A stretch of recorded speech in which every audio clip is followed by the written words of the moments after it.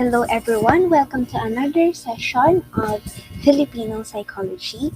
So for today, we will be discussing about the chapter 3's Pagkataong Pilipino or the Indigenous Filipino Personality.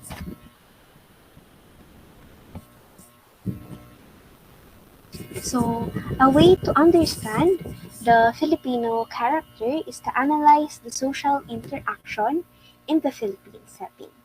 So in basic definition, Sikolohiyang Pilipino refers to the psychology born out of the experiences, thoughts, and orientation of the Filipinos based on the full use of Filipino culture and language.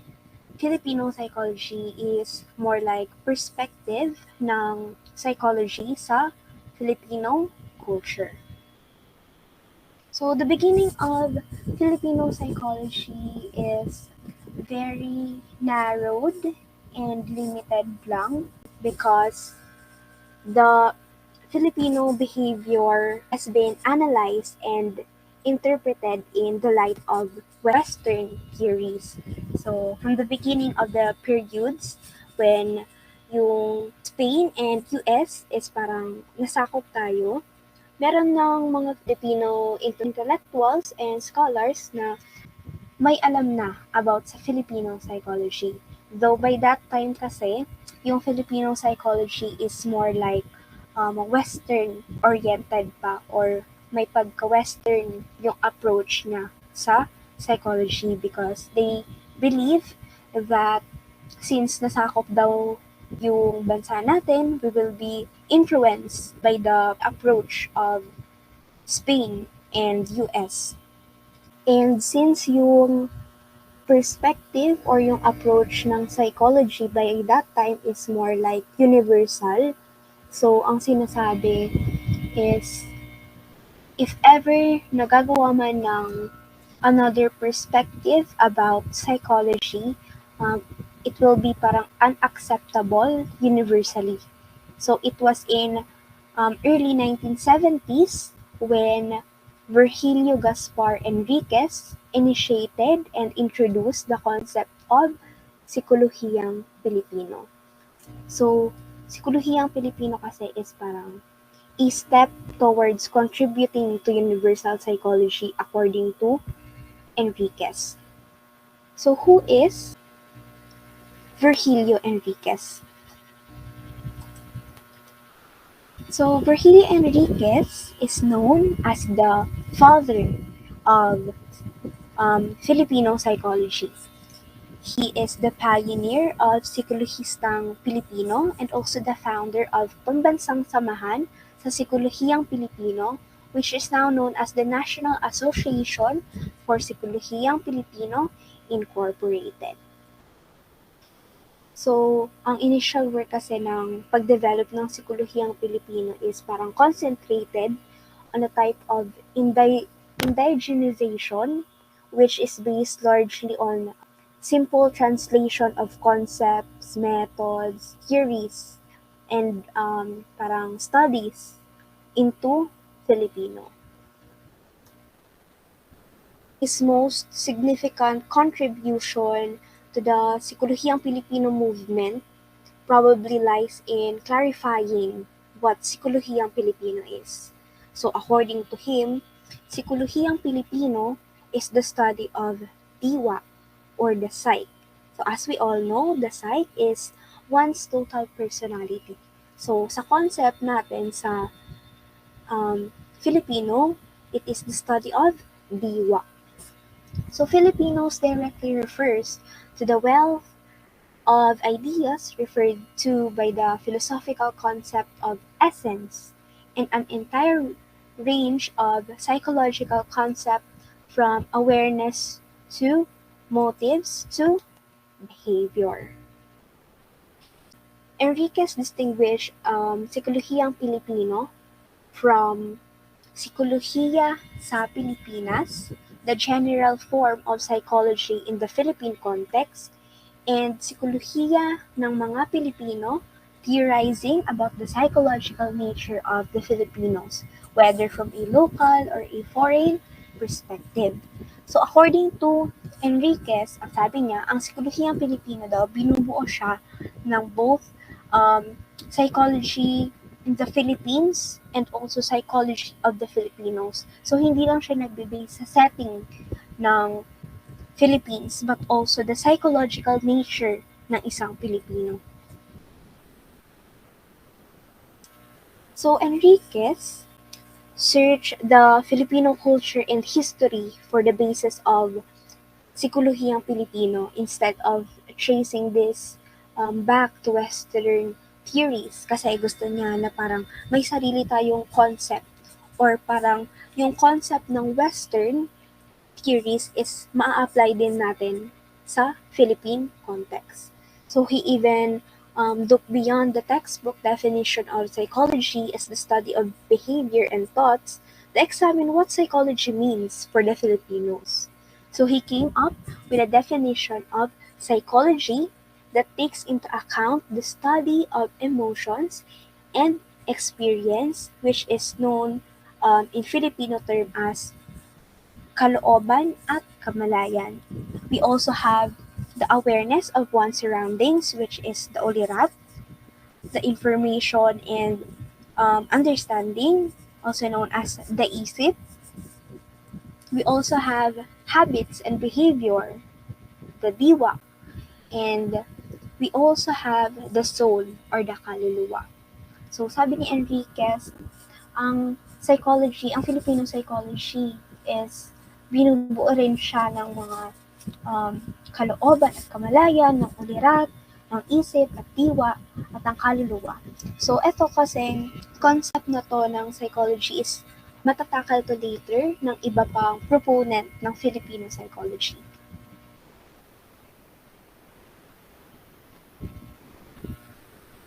So, what is the connection of psychology and culture?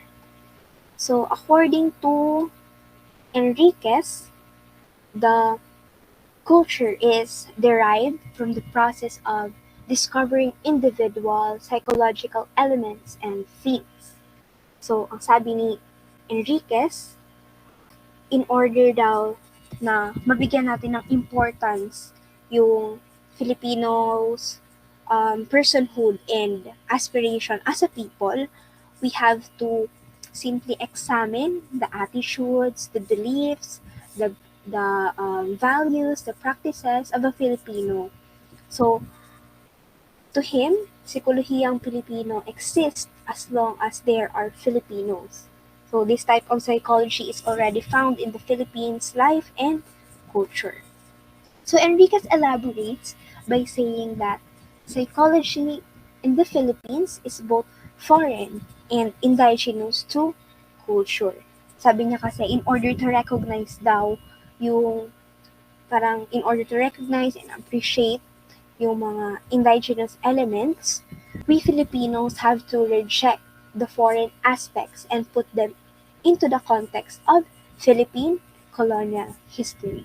The the study of the connection of psychology and culture is parang mas mapapalalim pa siya ng isang organization sa Philippines. So, what is this organization? So, it is the Institute of Philippine Culture, or the IPC. So, this is a social science research organization of the School of Social Sciences of the Loyola Schools, Ateneo de Manila University. And IPC was founded in 1960. So it seeks to a better understanding of culture and society in the Philippines. And of course, not just the Philippines, but also the other Asian countries, to improve the quality of life for disadvantaged groups and a more peaceful, just, and equitable national and global society. So, ang IPC kasi nagfo-focus siya sa mga indigenous groups. So, therefore, this organization, because of this organization, the concept of indigenous psychology in the Philippines was made. So, what is indigenous psychology. So, according to Enriquez, he coined the term culture as source to indicate that every culture is a contributor to psychological knowledge, contrasting from the approach he referred to as culture as target, which regards culture as being dependent on other cultures to gain psychological knowledge. So sabi ni Enriquez, ang indigenous psychology daw is meron siyang dalawang aspects. First is the culture as source, which is nandito yung parang sinasabi na ang culture daw is nakaka-influence or meron daw siyang major contribution sa psychological knowledge nating mga Pilipino. While yung isang aspect naman is that culture as target. So dito sinasabi na yung culture daw is parang nagiging dependent siya para daw makagain daw tayo ng psychological knowledge. So there are two types of indigenous psychology. First is the indigenization from within, which involves the development of methods, concepts, and theories within the Philippines. While indigenization from without, it involves the transfer of Western psychological methods, concepts, and theories and modify it to fit local culture.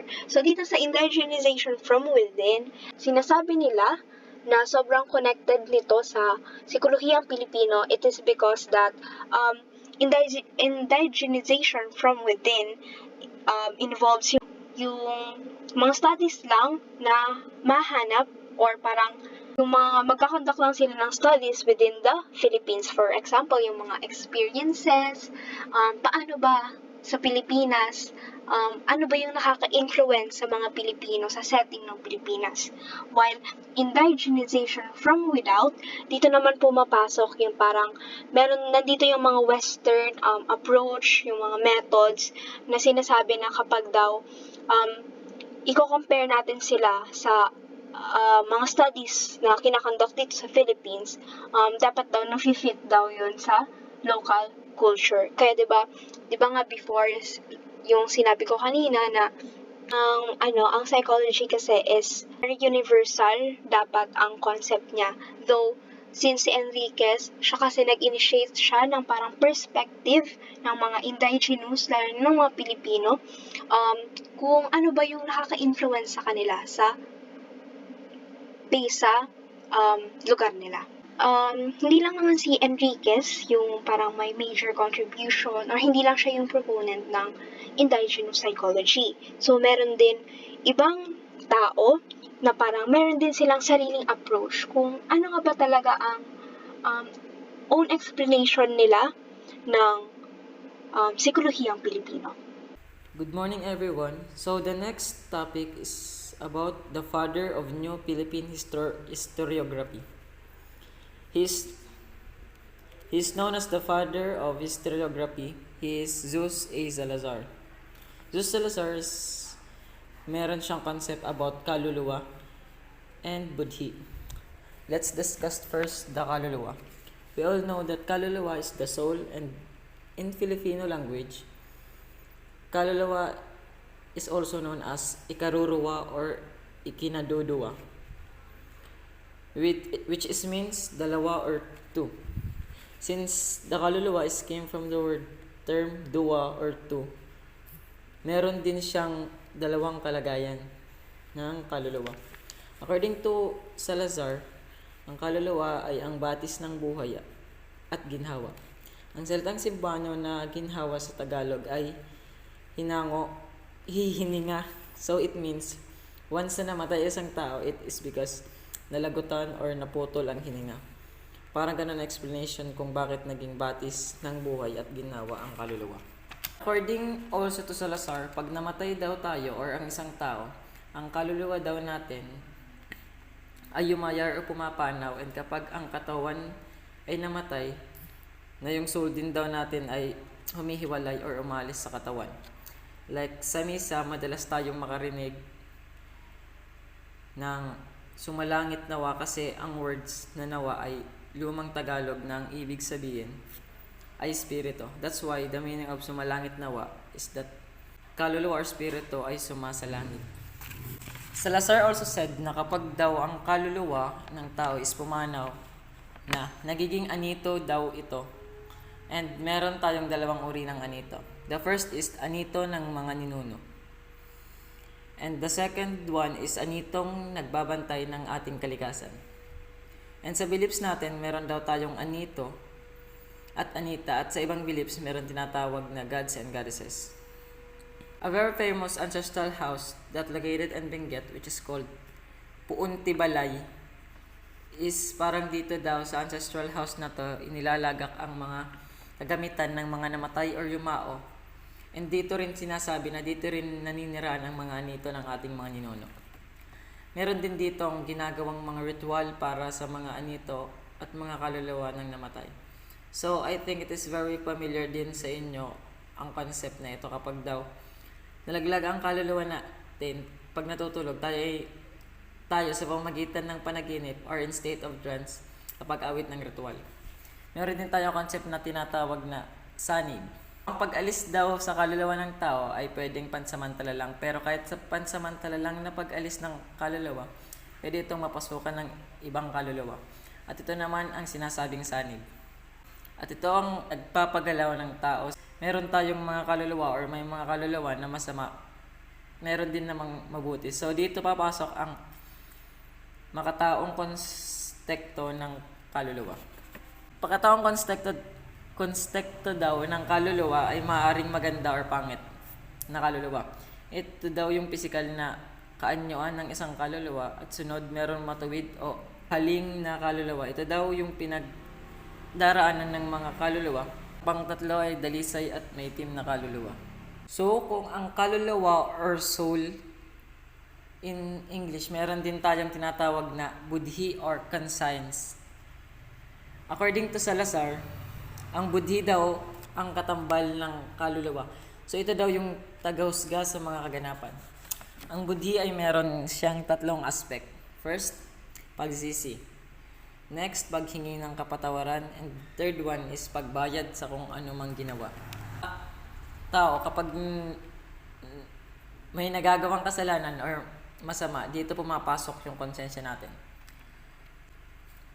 Ang budhi daw natin ay nagsisisi and eventually gusto natin, pag nagsisisi tayo, gusto natin humingi ng kapatawaran. Pero hindi lang kaluluwa at budhi ang bumubuo sa isang tao. So si Prospero Arcobar, meron din siyang theory sa pagkataong Pilipino. Meron din tayong kasabihan na madaling maging tao pero mahirap magpakatao. So sa pag-aaral ni Kuvar, parang ganito yung concept niya. Meron tayong pagkatao at katauhan. So ang pagiging tao daw is isa siyang prosesong biological or in English biological process. Like panganak, ang pagpakatao daw is parang naayon siya sa prosesong cultural, which is culture and process na influence tayo ng ating culture. Ang katauhan daw is parang nangangahulugang kabasalan ng diwang taglay na ang salitang ugat, katauhan. So in English, katauhan is humanity. And salitang pagkatao naman daw is naangkop sa concept na person, food o pagiging taong Pilipino. So hindi lang konsepto ng katauhan at pagkatao ang nasa pag-aaral ni Kuvar. Meron din siyang pag-aaral na tinatawag na metapora ng katawan at banga. Dito yung kasabihan na sa alikabok ka nagsimula, sa alikabok ka rin babalik. And marami tayong theories kung saan talaga nagmula ang isang tao. So dito sa konsepto ni Kuvar, sinasabi dito na ang mga tao is sa putik lang talaga nagmula.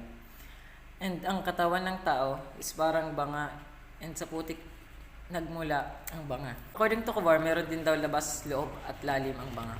Kung makikita nyo ang banga, ang labas daw ay ang physical attributes like mukha, itsura, katawan at iba pa. Habang ang sa loob naman is ang isipan, nilalaman, puso at iba pa. Sa ilalim naman dito na pumapasok ang kaluluwa at ang nasa loob ng lalim natin ay ang budhi o konsensya. Sabi rin ni Kovar, nasa muka nasasalamin ang samot-saring karanasan. Salamin ang muka ng damdamin at kalooban ng pagkatao na nililok ng kulturang karanasan.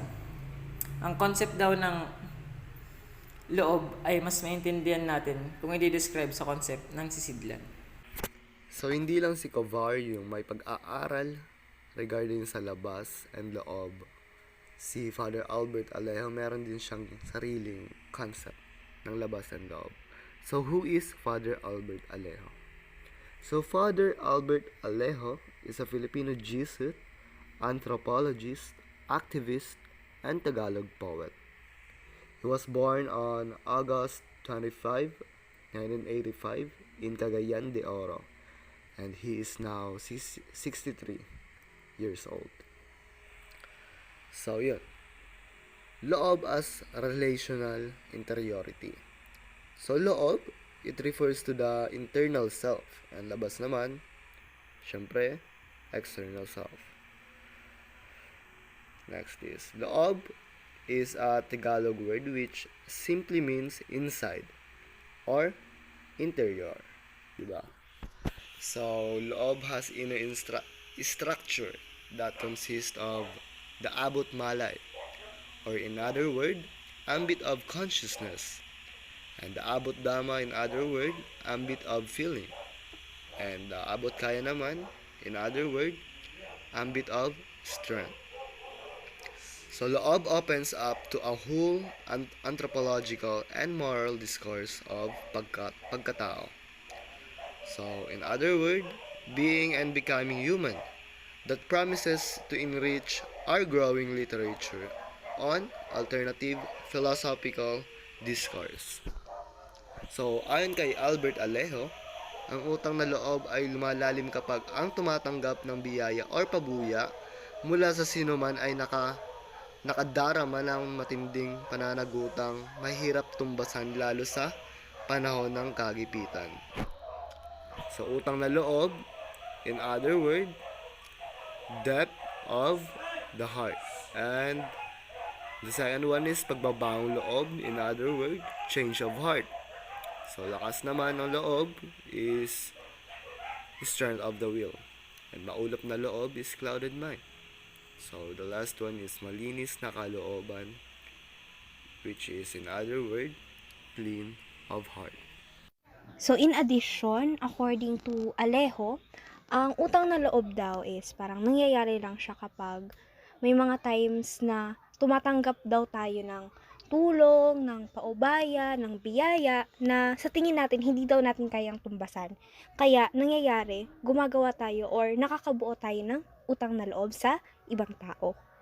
And since we Filipinos are known as very generous, hospitable, and compassionate, ang concept ng utang na loob is very prone siya sa abuse. Kaya maraming nagsasabi as of today na ang concept daw natin na utang na loob is kumbaga nagiging toxic na siya sa culture natin. Pero, hindi lang naman yung mga studies ni Enriquez, ni Salazar, ni Kovar, ni Alejo, yung parang bumubuo sa atin as Filipinos. So, meron din tayong mga tinatawag na Filipino traits and personality psychology. So, here are some of the list. Filipino trait and personality psychology. So, Filipinos readily apply trait terms in describing themselves and others. Filipinos make trait distinctions that are comparable to trait distinctions made in other languages and cultures. Trait dimensions assessed by imported personality inventories replicate rather well in the Philippines. So most indigenous Filipino personality dimensions are not highly culture specific. So indigenous Filipino personality measures provide additional prediction of behavior beyond that provided by imported measures. And the best behavioral indicators of particular traits as depicted, for example, in inventory. Items may vary across cultures. So yeah. So the question of whether direct mean score comparisons with personality measures provide valid information about cultural differences in trait levels remains one of the major unresolved issues in the study of personality across cultures. So some subgroup differences in personality appear to replicate fairly well across cultures. Individuals in all cultures may endorse at least some extent belief in the long, longitudinal stability. So, cross-situational consistency and predictive validity of traits. Filipinos' representation for the self. The concept of loob is which integrates experiences and which functions in the individual's decisions about how he or she should behave. So the actions associated with representations for the self are the following. First is pagmamalasakit, pagsusumikap, paghahayag ng kalooban, pagtatago ng kalooban, pagkamasayahin at pagkamatapat. Personality within dimensions of culture. These personality characteristics were influenced by the dimensions of simple versus complex societies as elaborated by Trian Dicen 1975 and 1977, and tight versus loose cultures as proposed by Pelto in 1968. Complex societies are characterized by economic activities, systems of governance, and social differentiation that are elaborate, intricate, and specialized. So, dito sa complex society, nagpo-produce sila ng degrees of cognitive complexity. Cognitive complexity is a psychological characteristic that indicates how complex or simple the perceptual scale of an individual. This cognitive complexity is associated with a greater degree of field of independence among its members. So, dito sa complex society, nagkakaroon ng social hierarchy. Nagkakaroon ng different social and economic classes kasi mas malaki and mas broad yung population dito compared sa simple society wherein yung mga tao is nai-engage lang in a common work. Loose societies are those that are characterized by an ambiguity with respect to norms of behavior and to division of labor and status. Tight societies have systems that tightly regulate and restrict individual and social behavior. So according to the article I have read with regards to this matter, tight cultures have strong social norms and a little tolerance of deviance, while loose culture or loose societies have weak social norms and are highly permissive, which means that yung sa tight cultures is mas strong yung respect nila sa norms wherein hindi nila tinotolerate yung deviance. Diba? Deviance include robbery, theft, or assault, or yung mga violations sa norms. While yung sa loose societies naman is sila yung mas highly permissive, which means that they are characteristically accepting or tolerating violations that should not be tolerated. Personality versus self.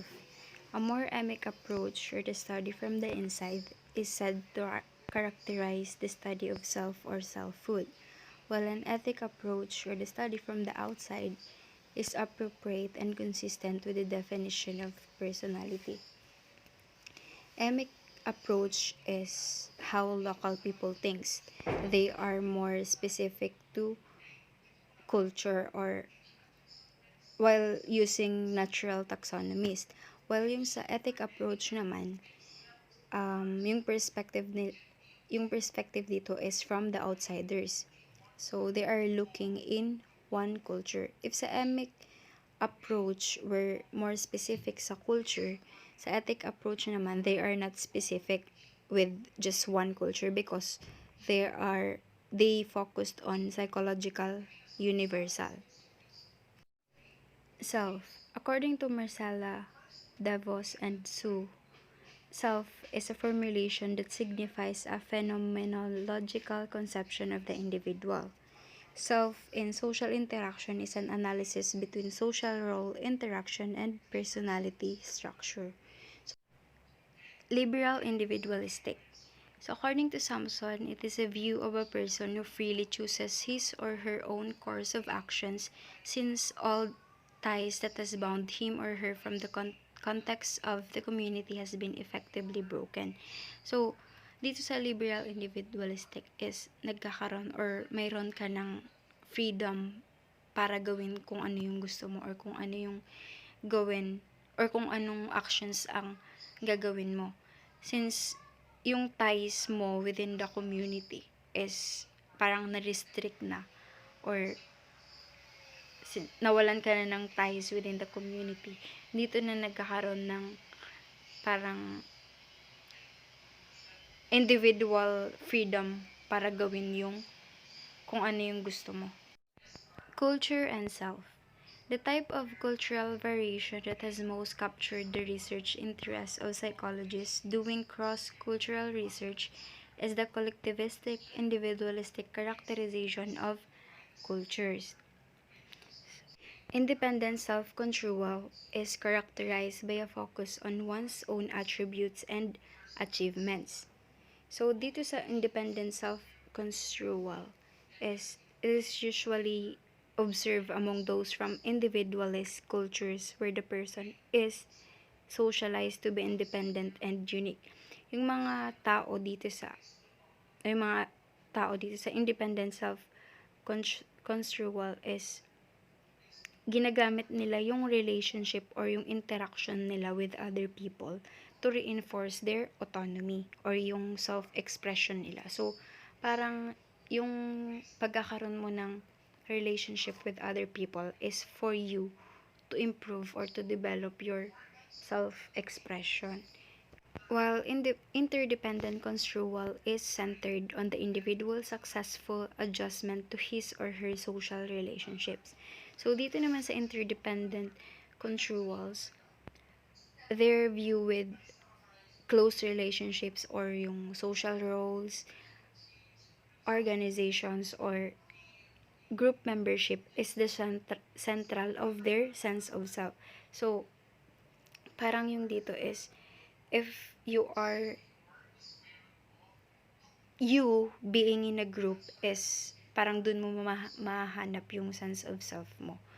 Charles Peirce is a philosopher and he has this general theory of science or the semiotics, the theory of the self that is anti-Cartesian, and the Peirce views on self as both a product and an agent of semiotic communication and a social and public. So, di ba yung semiotic communication is by using symbols or signs in communicating. So, kung mapapansin nyo, it is somehow connected dun sa theories nila Erikson, Karen Horney, Sullivan, and others that culture or the society has been affecting the part of the self or our personality. Culture is no longer ignored because it plays a significant role in shaping our sense of self. The role of culture in shaping our sense of self and identity has now become a major area of investigation in psychology. Cross-cultural perspective and representations of the self. So there are two perspectives in explaining these representations of the self. The first is the cross-cultural perspective. So cross-cultural perspective is working on constructing the self according to the culture type one is socialized in. So, the representations of the self are, first, ang simpleng tao, ang taong nagsusumikap ang taong tago ang kalooban, ang taong hayag ang kalooban, ang taong masayahin, ang taong nagmamalasakit at ang taong matapat. So before I explain these representations of the self, I would just briefly give you some knowledge about how they come up with these results. So, nagkaroon ng research studies for this para makuha tong representations of the self. So, a group of college students were interviewed. Etong group of students na to is major in social psychology course. They have conducted an informal interview, and this was done in using Tagalog language or dialect. So, with this initial question posed as, paano mo mailalarawan ng iyong sarili, or how would you describe yourself? So, yun yung tinanong nila as an initial question for the interview.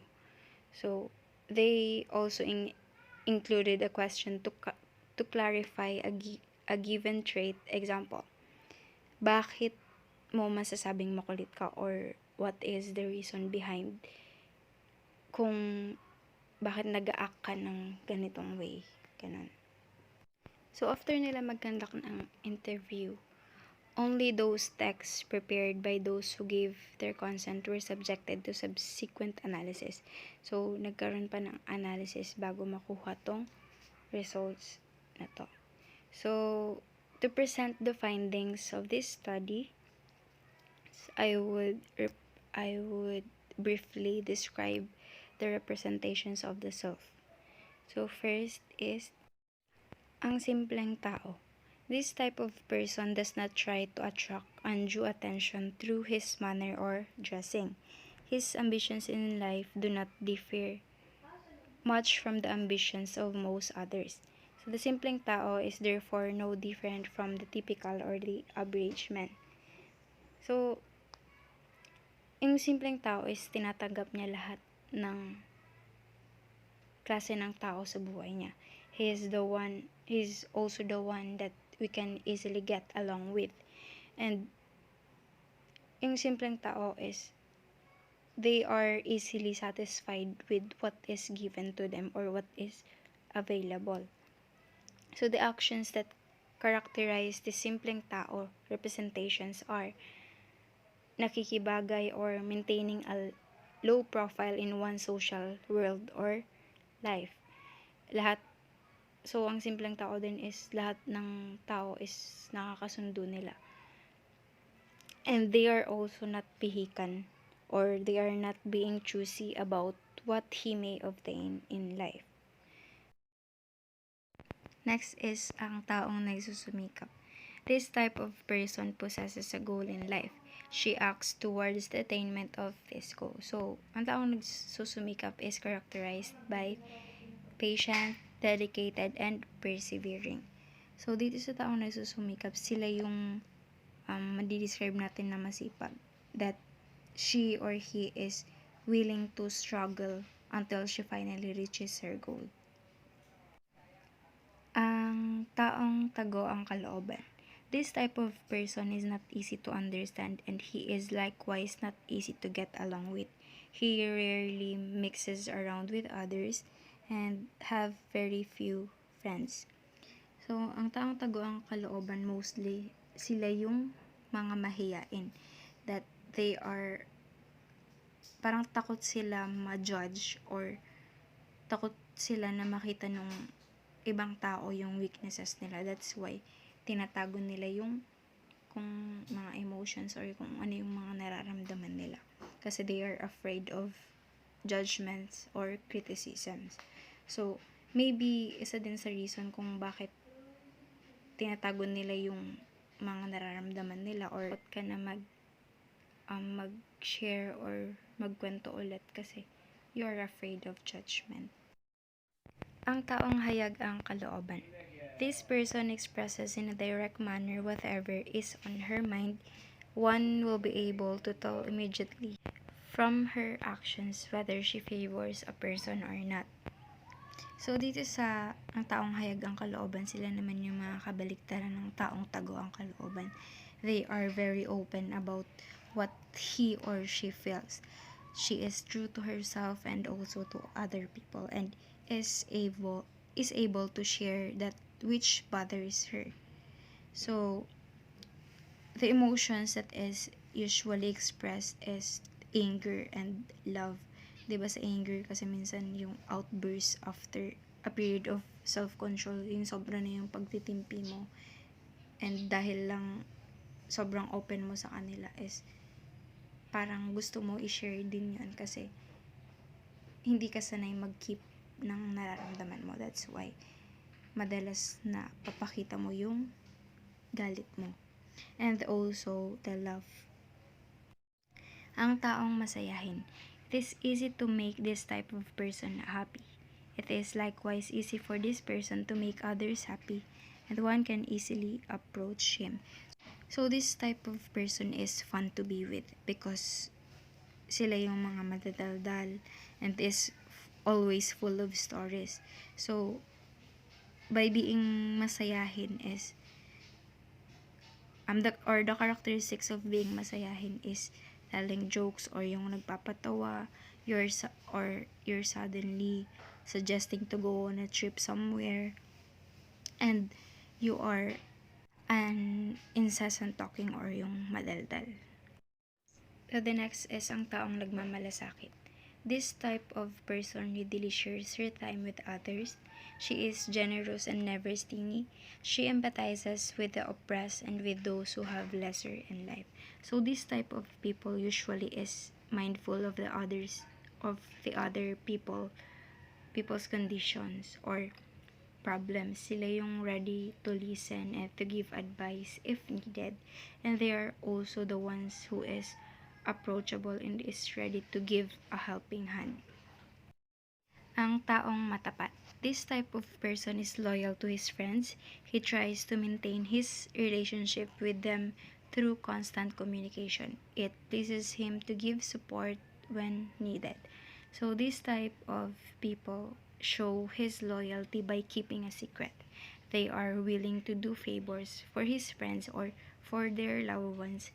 That's why sometimes nahihirapan na sila magsabi ng no or nahihirapan silang mag-turn down ng favor kasi feeling nila maaasahan sila or matapat sila. So, this type of person also keeps his words and promises. Ang taong simple, ang taong may malasakit, and ang taong matapat have good relations with others. They help the individual obtain his or her goals and prevent the individual from being socially isolated. So, sila yung mga taong madaling pakisamahan. Sila yung mga matulungin or they are willing to help other people. Ang taong tago ang kalooban and ang taong hayag ang kalooban are mostly to be aggressive that prevent others to understand and show vulnerability on the part of the individual. And ang taong nagsusumikap is more consistent with self-construals of those socialized and in individualist culture. So now, the second perspective that would explain the representations of the self is the ethnopsychological perspective. So, ethnopsychological perspective is to view the representations within a cognitive system that aid individuals in perceiving and classifying variations in human psychological functioning. So ethnopsychological perspective determines how human nature is conceptualized in social processes. The apparent unity and differentiation in terms of content produce a system of classification that constitutes a three-part typology. So, the type 1 are ang simpleng tao, ang taong masayahin, ang taong may malasakit, at ang taong matapat. So, the type characteristics here is they listen to others, they are approachable, they cheer to others, they attend to others, they are easily to get along with, they understand other people's condition, and is friendly with everyone. Type 2 are ang taong tago ang kalooban at ang taong hayag ang kalooban. So the type characteristics here is they are sensitive, moody, they think a lot, has problems, is conflict with external world, and is afraid of criticism, can express dislike for others through words or actions. They are hot-tempered and they are not easy to get along with. The type 3 is ang taong nagsusumikap. And the type characteristic here is they does everything possible to succeed. They are persistent, impatient, they plans a lot, they are decisive, they are dedicated to what they are doing and striving. So the expression of one's inner self is allowed in that area of life wherein one tries to fulfill one's goal in life. It appears that the concept that play a role in integrating the experiences of the self and redirecting ways of behaving toward others are those of loob and kapwa. So culture, society, and our relationship with our kapwa or with other people has a great help or has a great impact in improving or in developing our sense of self. What we have discussed so far became the basis and the foundation of the concept of Sikolohiyang Pilipino. Starting from Vergilio Enriquez, na laman nyo naman kung gaano lang talaga ka-narrow and kalimited yung perspective ng psychology dito sa Philippines. And before we end our discussion for today, we would like to remind you that the way to understand the Filipino characteristic, we should always analyze how the social interaction in the Philippine setting took place.